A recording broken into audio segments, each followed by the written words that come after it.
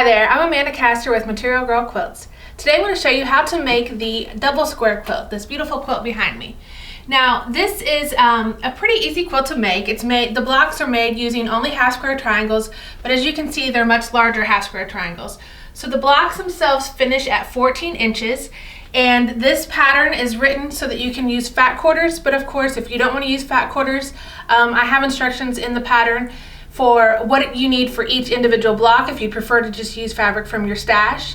The fabric that I use for this quilt is called Blue Escape Coastal. It's by Riley Blake Designs, and it is hitting quilt shops right now. So I haven't gotten my backing fabric just yet, so that's why it's not quilted, but I can't wait to get it and get this quilted up and snuggled in my favorite chair in the living room.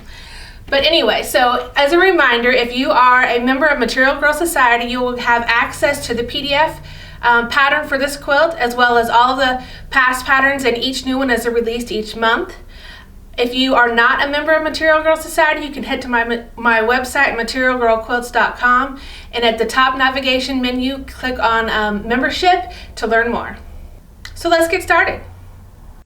So from each of your fat quarters, you're going to cut a total of 4 8-inch squares, and then to create the blocks you're going to select 2 of a dark print and 2 of a light print of those 8-inch squares, and you will pair those together for each block.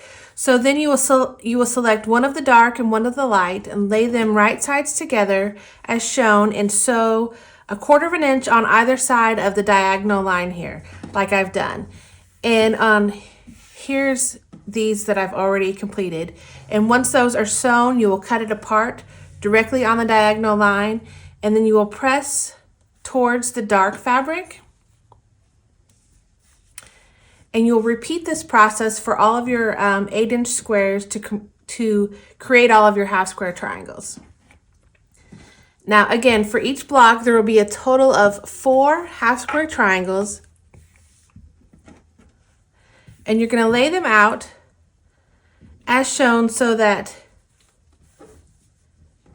2 of the half square triangles have the darks pointing in, and 2 of the half square triangles have the darks pointing out.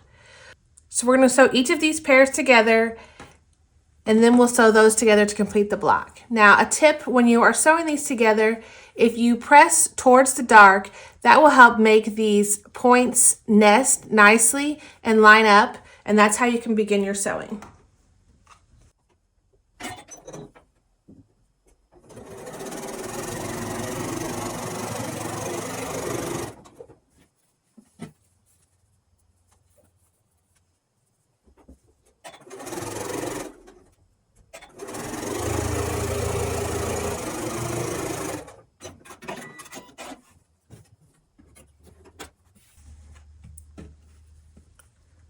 Now once these pairs are sewn, you're going to press towards the dark fabric again.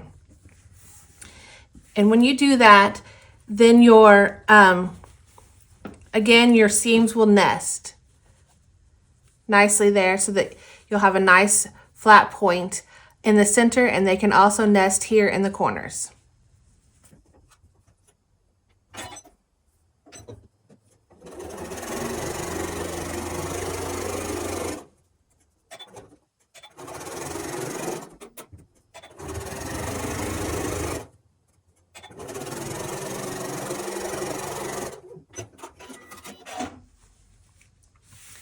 And there is your completed block. Now I will show you this one that's already been pressed, so again you can see how we do the pressing on the back.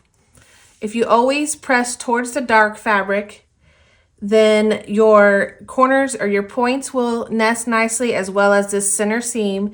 And then once I sewed the top and bottom together, I went ahead and pressed that seam open. That's just how I prefer to do it. You could press to one side if that's your preference. So once your blocks are completed, they will measure 14.5 inches square. So you will repeat this process to create a total of 16 blocks. Once all of your blocks are completed, you will lay them out along with your cornerstone and your sashing rectangles as shown in the diagram, making sure that you rotate the direction of your blocks so that the dark outside points are alternating directions. You will sew your cornerstone and sashing rectangle rows together, and then sew your sashing and block rows together. And then once that's done, you will join all of the rows to complete your quilt top. This quilt finishes at 66 inches square. Now, as you can see, by rotating the direction of the blocks so that the darks kind of point in towards each other and create this alternate design, it's pretty striking.